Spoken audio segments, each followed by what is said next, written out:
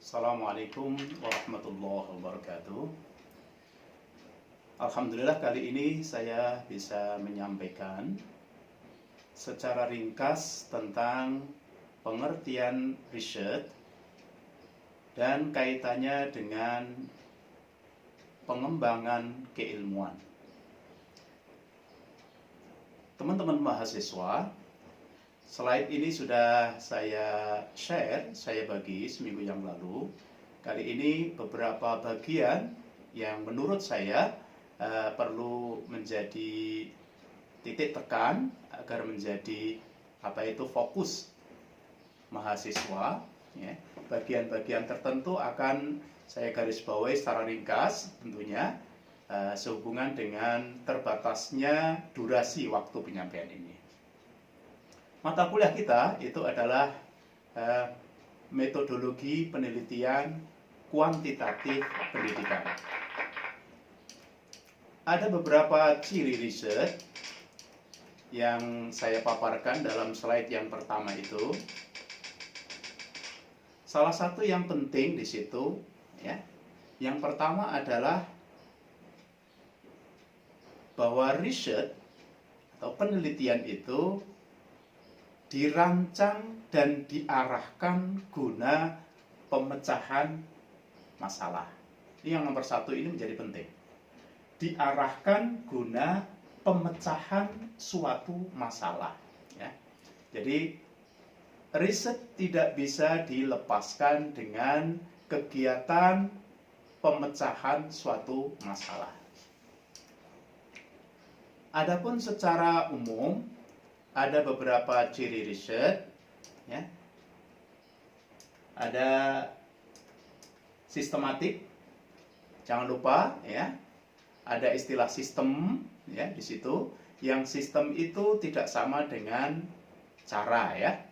Adalah satu kesatuan yang terdiri dari beberapa komponen, yang antar komponen satu dengan yang lain membentuk satu kesatuan. Terdapat interaksi dan interdependensi. Jangan lupa itu. Artinya jangan disamakan antara sistem dengan cara. Atau kalau cara dengan metode, oke, ya. Logik artinya bahwa riset itu mendasarkan kepada penggunaan rasio.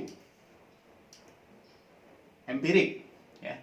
Empirik berkenaan dengan sesuatu yang memang bisa dilakukan, ya. Ini penting karena riset memerlukan data, ya. Dan data itu harus bisa dikumpulkan yang nantinya akan dianalisa. Artinya sesuatu yang empirik ini menjadi penting.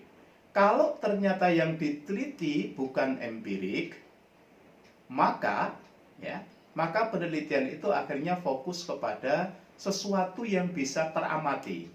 Bahasa lainnya istilahnya observable, sesuatu yang tampak. Reduktif, ya, reduktif itu bersifat diperinci, diturunkan dari teori besar, teori menengah, kemudian sampai kepada indikator-indikator. Tapi jangan terjebak kemudian pada aspek yang reduksi yang terlalu kecil ini yang menjadikan kadang-kadang lupa terhadap substansi. Replikatif itu artinya bahwa riset itu bisa dilakukan pengulangan, bisa ditiru, bisa dicontoh oleh orang lain. Kemudian yang terakhir tentunya adalah ada objektif. Objektif itu artinya ada kesepakatan para ahli. Ingat ya, objektif itu bukan apa adanya, tapi objektif adalah kesepakatan dari para ahli. Ketika sejumlah ahli disodorkan sesuatu, dia sepakat. Bahasa kita ijma, itulah namanya objektif. Baik, ada beberapa bagian yang tentunya saya tidak menyampaikan secara semuanya, secara ringkas saja di sini. Di sini saya paparkan proses penelitian kuantitatif secara linier. Di sini terlihat, ya. Lihat di sini bahwa penelitian itu diawali dengan masalah, sebagaimana tadi yang saya sampaikan pengertiannya awal, kemudian diakhiri dengan di sini kesimpulan, yang kesimpulan itu adalah jawaban dari rumusan masalah. Ini alur yang berkelanjutan Ini salah satu contoh proses penelitian yang sifatnya linier, ya. Kalau saya ringkaskan, proses penelitian secara linier itu maju berkelanjutan. Ada 3 komponen besar yang tidak bisa tidak harus ada dalam riset itu. Yang pertama adalah masalah, karena penelitian berawal dari sana, berakhir dari jawaban masalah atau simpulan. Di dalamnya ada beberapa komponen di sini, ya.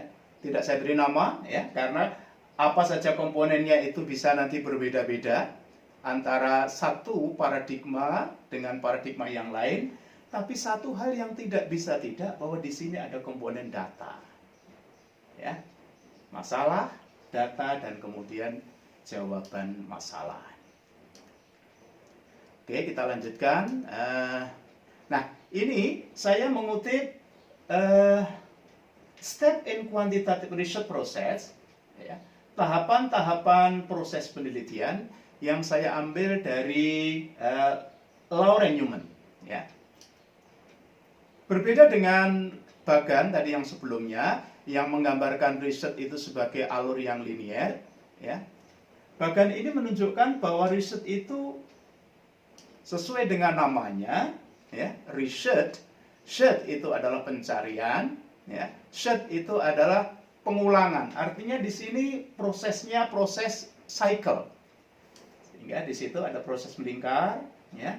Saya ulangi lagi di sini, ya, mulai dari yang tahap tengah itu, yang merah, select topic, dilanjutkan tahap berikutnya, tahap berikutnya, tahap berikutnya, kemudian tahap terakhir. Nah, tahap terakhir. Bisa dilihat di sini bahwa data itu di sini ada 3 komponen. Collect data, analyze data, interpret data. Jadi data itu setidaknya ada 3 hal. Bagaimana data dikumpulkan, bagaimana data diolah, dan bagaimana data dimaknai, diinterpretasi. Ya. Tapi masih ada satu komponen lagi ini yang tidak kalah pentingnya karena dia berada di tengah di sini, adalah teori. Dan teori ini dikaitkan dengan keseluruhan langkah itu. Nah, dilihat di sini, ya.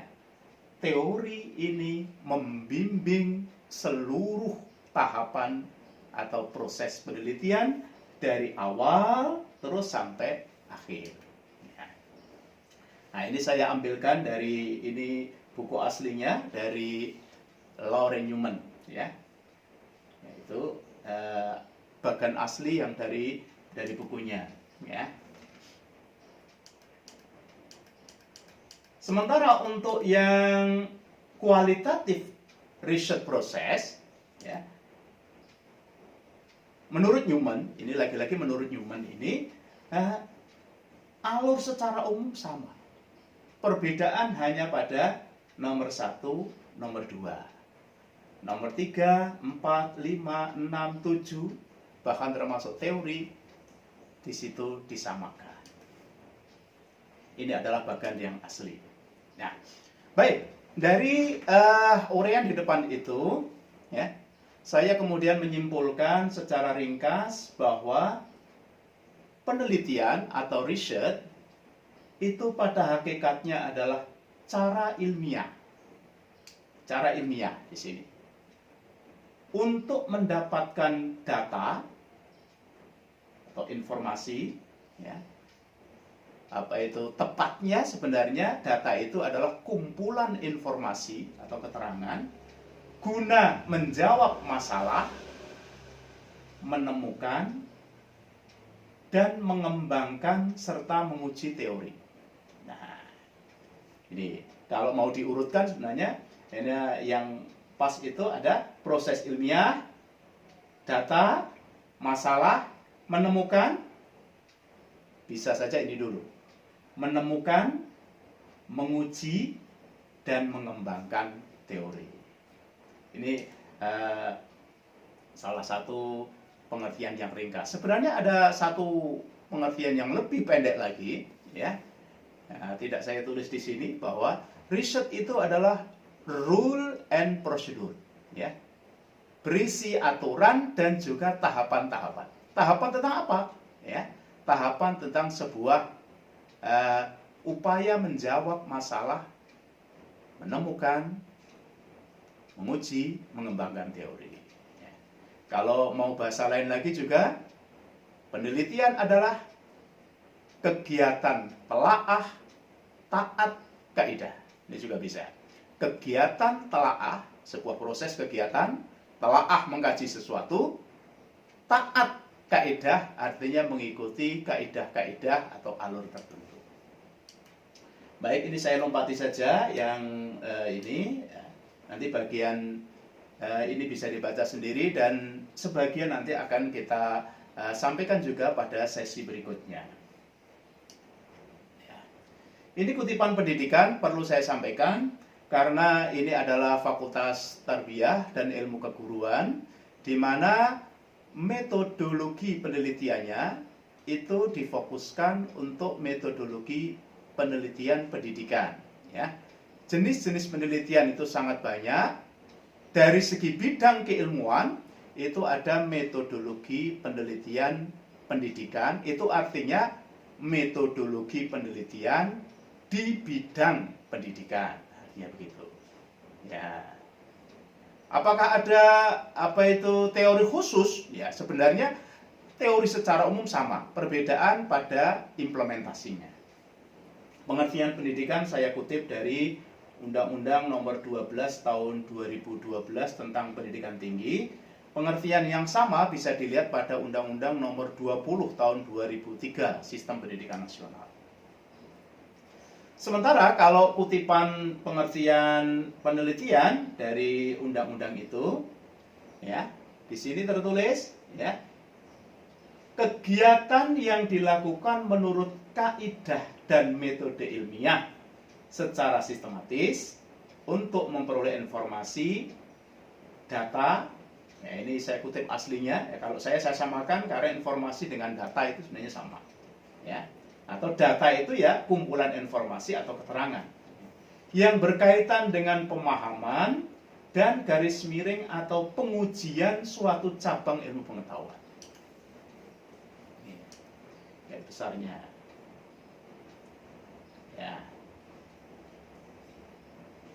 Jangan lupa ini saya sampaikan bahwa di perguruan tinggi itu ada dua jalur besar, yaitu jalur akademik dan jalur profesional. Ya.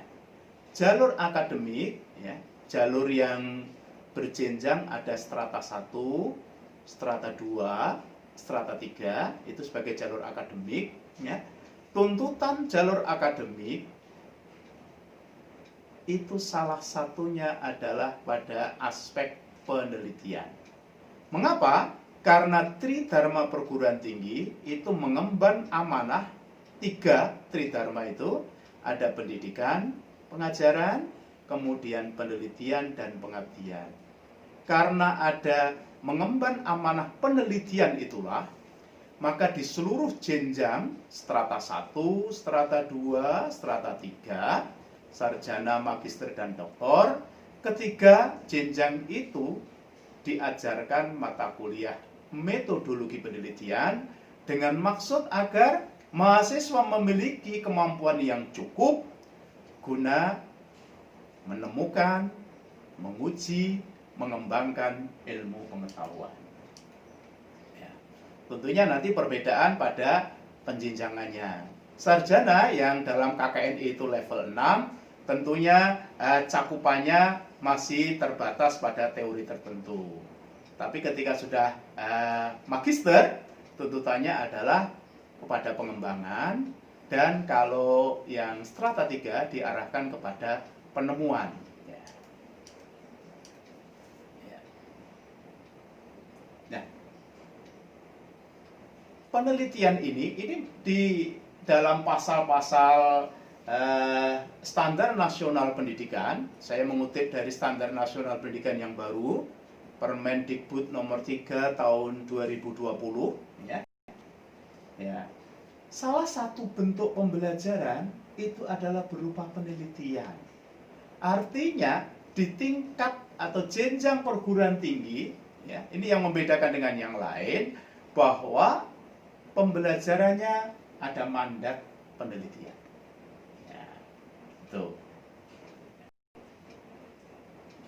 Di sini ada kata-kata di bawahnya itu, wajib ditambahkan sebagai bentuk pembelajaran. Ini yang membedakan antara jenjang perguruan tinggi dengan jenjang sebelumnya. Artinya bahwa ada kewajiban untuk memasukkan penelitian itu sebagai salah satu bentuk pembelajaran. Kemudian di bagian akhir itu saya sedikit ada koreksi tentang timeline yang saya sampaikan dalam RPS. Ya. Jadi secara ringkas, riset penelitian adalah sebuah proses ilmiah, ya, yang sistematis, diawali dengan masalah, ya, diakhiri dengan jawaban masalah, di dalamnya terhadap proses pengumpulan, proses pengolahan, dan proses interpretasi atau pemaknaan dari data. Demikian, sampai ketemu dengan sesi berikutnya. Assalamualaikum warahmatullahi wabarakatuh.